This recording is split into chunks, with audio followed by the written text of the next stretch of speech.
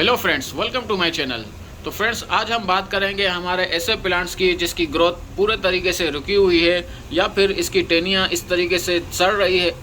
इस प्लांट्स के सारे लीव्स सूख कर झड़ चुके हैं, गिर चुके हैं और इसमें अभी न्यू ग्रोथ नहीं आ रही, या फिर अगर न्यू ग्रोथ आती है तो वो सूख जाती है, सूख कर और सूखने के बाद दोबारा से ख़त्म हो जाती है और दोबारा से न्यू ग्रोथ आने में बहुत तकलीफ़ हो रही है। तो इसकी दो मेन वजह है जो मैं आपको आज की वीडियो में शेयर करने वाला हूँ। एक नंबर 1 पे हमारी सॉइल मिक्सचर में या तो दीमक लग चुका है या फिर फंगस अटैक हुआ है और मिट्टी के अंदर भी इसका इफेक्ट बहुत ज़्यादा हो चुका है। तो इसका ट्रीटमेंट आज हम करने वाले हैं और इसके लिए मैं जो चीज़ यूज़ करने वाला हूँ वो है ये स्पेशल चीज़ जो आपको दिख रही है, ये ब्लैक सी। ये एक जादुई चीज़ है। इससे आपको इसके इस्तेमाल करने से आप जो ये पौधा देख रहे हैं ये बिल्कुल लश ग्रीन हो जाएगा और ये बहुत सारे काम करता है मल्टीपल। ये इसको दीमक को भी खत्म करेगा, फंगस को भी खत्म करेगा, कीड़े मकोड़ों को भी खत्म करेगा, साथ ही साथ ये फर्टिलाइजर का भी काम करेगा और उसके साथ साथ ये हमारे सॉइल मिक्सचर का स्ट्रक्चर को भी दुरुस्त करेगा। तो इस वीडियो में मैं आपको बताऊंगा कि किस तरीके से हमें इसका इस्तेमाल करना है और इससे हमारे प्लांट्स फिर से हरे भरे हो जाएंगे और बहुत अच्छे से फ्लावरिंग करेंगे और अगर फ्रूटिंग प्लांट्स में मसला है तो बहुत अच्छे से फ्रूटिंग भी करेंगे। तो वीडियो को एंड तक जरूर देखिएगा। चैनल को सब्सक्राइब नहीं किया तो सब्सक्राइब कर दे, बेल आइकन को दबाना बिल्कुल भी मत भूलिएगा।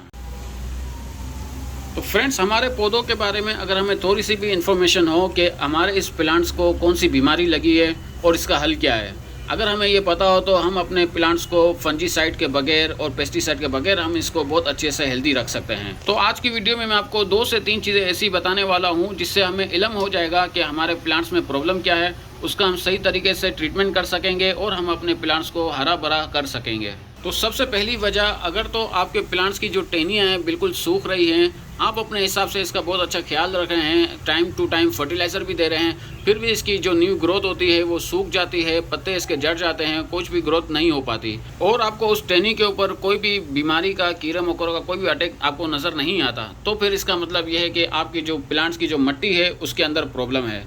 उसके अंदर या तो दीमक लग चुका है या फिर फंगल अटैक हो चुका है, जिसकी वजह से आपकी प्लांट्स की जो रूट्स है वो दीमक की वजह से गलती जा रही है, दीमक उसको खाती जा रही है। इस वजह से आपका प्लांट सही काम नहीं कर रहा और आपके प्लांट्स की ग्रोथ बिल्कुल भी नहीं हो पा रही।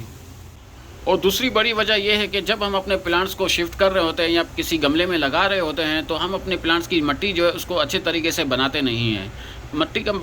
मिट्टी बनाने के टाइम पे हमें थोड़ा ख्याल रखना होता है कि कौन सा प्लांट्स है उसको किस तरह की, किसको कितनी परसेंटेज मिट्टी दे। हमें हमारे प्लांट्स के लिए बहुत बेहतरीन मिट्टी बनानी चाहिए जिससे हमारे प्लांट्स की ग्रोथ अच्छे से कर सके, क्योंकि कोई भी प्लांट्स हो उसके लिए मिट्टी का, सॉइल मिक्सचर का बेहतरीन होना बहुत ज़रूरी है। अगर हमारे प्लांट्स की मिट्टी अच्छी नहीं होगी तो फिर उसमें 2-3 किस्म की चीज़ आपको दिखती है। या तो आपकी मिट्टी यूँ सफ़ेद हो जाती है या इसकी तरह कड़क हो जाती है, नमक जैसा आपको ऊपर दिखता है, या फिर अक्सर आपने देखा होगा कि ऊपर हरी ग्रीन कलर की काई जमा हो जाती है, जिसकी वजह से क्या होता है कि हम इसको जो कोई भी फर्टिलाइज़र देते हैं तो वो अच्छे से इसके अंदर जा नहीं पाती और फिर वो फर्टिलाइज़र अंदर पड़े गलना शुरू हो जाता है, सड़ना शुरू हो जाता है, जिसकी वजह से हमारी रूट्स अच्छे तरीके से काम नहीं कर पाती, उसको इंटेक नहीं कर पाती। एक और चीज़ मैं आपको बता दूं, जैसे कि ये मेरा रोज़ प्लांट है, अगर इसके ऊपर आप देखिए ये जो आपको दिख रहा है, ये फंगस अटैक मेरे इस रोज़ प्लांट के ऊपर हो चुका है। अगर हम इसको टाइम पर स्प्रे नहीं करेंगे, कोई भी फंजीसाइड का स्प्रे जो भी हो, किसी का भी आप कर सकते हो, नीम ऑयल स्प्रे भी कर सकते हो जो एक जनरली है जो हर कोई यूज़ करता है।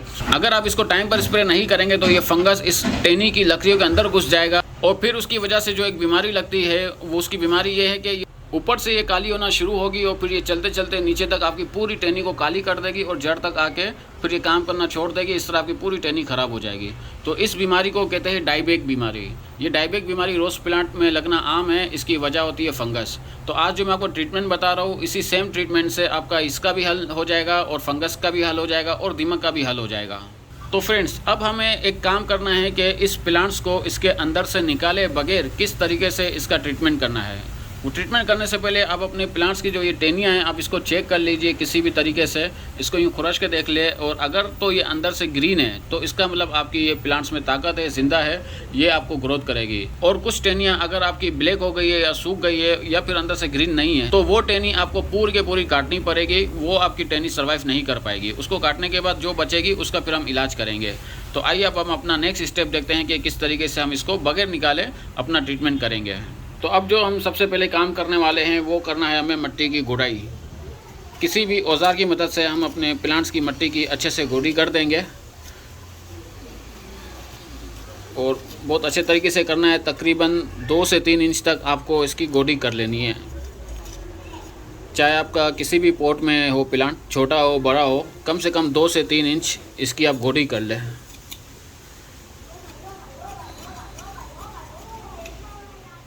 तकरीबन 2 से 3 इंच मैंने इसकी गोडी कर ली है। अब जो हमें नेक्स्ट स्टेप करना है कि इसके अंदर से 2 से 3 इंच टूल की मदद से मिट्टी को निकाल लेनी है। अगर आपने अपना प्लांट्स क्यारी में लगाया हुआ है तो उसमें कम से कम आपको 5 से 6 इंच तक इसकी गोडी करके मिट्टी को आपको निकाल लेना है।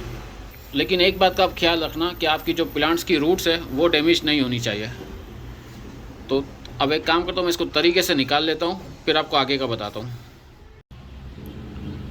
तो आप देख सकते हैं फ्रेंड्स, आपको यहाँ इसकी रूट्स विजिबल नज़र आ रही है। यहाँ पे आप देखिए, इसको मैंने बहुत ध्यान से इसको मिट्टी को हटाया है और इसकी रूट्स यहाँ विजिबल हो गई है। रूट्स का हमें ख्याल रखना है कि इसकी रूट्स डैमेज नहीं होनी चाहिए, क्योंकि ऑलरेडी ये हमारा प्लांट सर्वाइव कर रहा है और इसके साथ अगर हम रूट्स भी डैमेज कर देंगे तो प्लांट्स के लिए बहुत मुश्किल हो सकती है। तो अब हमारा जो नेक्स्ट स्टेप है वो मैं आपको बताता हूँ। ये देखिए, जो मैं अभी इसके अंदर यूज़ करने वाला हूँ, ये काली चीज़, ये है कोयला, चारकोल। तो ये है वो कोयला चारकोल जिसको हम अपने बारबेक्यू के लिए यूज़ करते हैं, आग लगाते हैं इसके अंदर और हम इसके अंदर ग्रिल वगैरह करते हैं। तो ये कोयला आपके प्लांट्स के लिए बहुत ज़्यादा फ़ायदेमंद है। इसी कोयले से दीमक, फंगस का इलाज होगा और साथ ही साथ आपके प्लांट्स के लिए ये फर्टिलाइज़र का भी काम करेगा। ये एक बेहतरीन खाद है और आपकी सॉइल का जो पीएच लेवल है उसको भी बेहतरीन करेगा, सॉइल के स्ट्रक्चर को बेहतर बनाएगा। फ्रेंड्स, ये एक छोटा सा कोयले का टुकड़ा तकरीबन आपके 10 पौधों के लिए काफ़ी है। आपको करना क्या है कि इस कोयले को आपको कूट लेना है, चूरा बना लेना है। इस तरीके से देखिए, जिस तरह मैंने इसको चूरा बना लिया है। बहुत ज़्यादा बारीक होना ज़रूरी नहीं है, बस कम से कम इतना आपको इस तरीके से इसका पाउडर तैयार कर लेना है। फिर आपको 1 टीस्पून आपको इस तरीके से इसकी रूट्स के पास, इसकी जड़ों के पास इस तरीके से आपको इसको फैला देना है। ये देखिए, इस तरीके से आप इसको फैला दें। ये 1 टीस्पून आपके लिए, एक प्लांट्स के लिए काफ़ी है। इसके बाद आपको करना क्या है, ये जो मिट्टी है आप इसको इसके ऊपर डाल दे और जो अपनी मिट्टी निकाली है मैं इसको इसके अंदर वापस डाल दूंगा। लेकिन मैं यहाँ पर एक और चीज़ यूज़ करने वाला हूँ। ये एक चीज़ इनफ है, चारकोल जो मैंने यूज़ किया है। लेकिन अगर आपके पास चारकोल अवेलेबल नहीं है तो उसकी जगह पे आप जो चीज़ इस्तेमाल कर सकते हैं वो है ये हल्दी। ये हल्दी भी सेम काम करेगी जो कि कोयला काम करने वाला है। और इसका भी तरीका यही है कि सेम क्वांटिटी में, जिस क्वांटिटी में आपने चारकोल यूज़ किया है, सेम क्वांटिटी में आप इसको प्लांट्स के इर्द गिर्द अच्छे तरीके से फैला देंगे। इसके बाद आपका जो नेक्स्ट स्टेप है, जो आपने मिट्टी अलग की थी उसको आप वापस इस गमले के अंदर आप डाल देंगे। अच्छे तरीके से आप एक बार अपनी इस मिट्टी को सेट कर लें।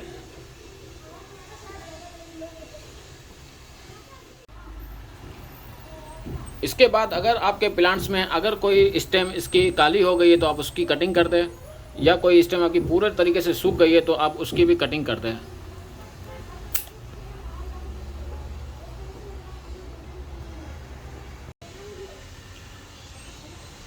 कटिंग आप उसी टूल से करना जो अच्छे से शार्प हो, इससे आपकी टहनी ख़राब नहीं होनी चाहिए। इसके बाद जो हमें एक काम करना है, जहाँ से हमने कटिंग करी है उसके ऊपर हम इसको हल्दी का लगा देंगे पेस्ट।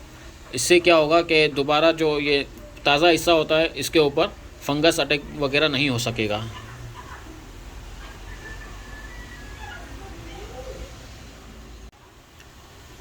फ्रेंड्स, ये ट्रीटमेंट करने के बाद अब हम इससे बिल्कुल थोड़ा सा पानी देंगे। फ़ौरन इसको इतना पानी नहीं देंगे कि पूरी की पूरी मिट्टी गीली कर दे, ये ज़रूरत नहीं है अभी। फ़िलहाल हम इसको इतना पानी देंगे कि इसकी रूट्स वगैरह नम हो जाए, गीली हो जाए। इसके बाद हम इसको जब भी पानी देंगे तो इसकी मिट्टी को हम चेक कर लेंगे कि कम से कम 1 इंच तक सूखी भी हो, फिर हमें इसको पानी देना है। अक्सर लोगों की गलती यही होती है कि इसके अंदर बहुत ज़्यादा पानी डाल दे और उनका ड्रेनेज सिस्टम भी सही नहीं होता, जिसकी वजह से भी रूट्स के अंदर जो गल जाती है फंगस अटैक होने की वजह से। पानी का हमें बहुत ज़्यादा एहतियात करनी है। इसके अलावा लोकेशन हम इसको 3 से 4 दिन इसको शेडी एरिया में रखेंगे। फिर इसके बाद हम इसको ऐसी लोकेशन देंगे जहां सुबह 3-4 घंटे की धूप इसको मिल जाए तो इस प्लांट्स के लिए इनफ होगी। इसके बाद हम इसको फाइनल लोकेशन दे देंगे जो आपके प्लांट्स की रिक्वायरमेंट होगी उसके हिसाब से। फ्रेंड्स, चारकोल का इस्तेमाल या हल्दी का इस्तेमाल कम से कम आप 15 से 20 दिन के बाद इसको रिपीट कर सकते हैं। ज़्यादा इस्तेमाल भी हम इसका नहीं कर सकते, क्योंकि चारकोल हो, हल्दी हो या कोई भी चीज़ हो, अगर हम उसको ज़्यादा अपने प्लांट्स पे करेंगे तो उससे भी हमारे प्लांट्स की मिट्टी ख़राब होगी, इसकी रूट्स को इफेक्ट होगा और इससे हमारे प्लांट्स ख़राब होंगे और सूख जाएंगे। तो फ्रेंड्स, मैं उम्मीद करता हूँ कि आपको मेरी ये वीडियो इन्फॉर्मेटिव लगी होगी। ये मेरा बालकनी गार्डन है, मेरे पास यहाँ पर डिफरेंट किस्म के प्लांट्स हैं। मैं इनके ऊपर एक्सपेरिमेंट करता रहता हूँ, अलग अलग फर्टिलाइजर, पेस्टिसाइड सब यूज़ करता रहता हूँ। तो मैं उम्मीद करता हूँ आपको मेरी ये वीडियो अच्छी लगी होगी। तो मेरी वीडियो को लाइक कीजिए, शेयर कीजिए, कमेंट कीजिए, चैनल को सब्सक्राइब करें, बेल आइकन को दबाना बिल्कुल भी मत भूलिएगा।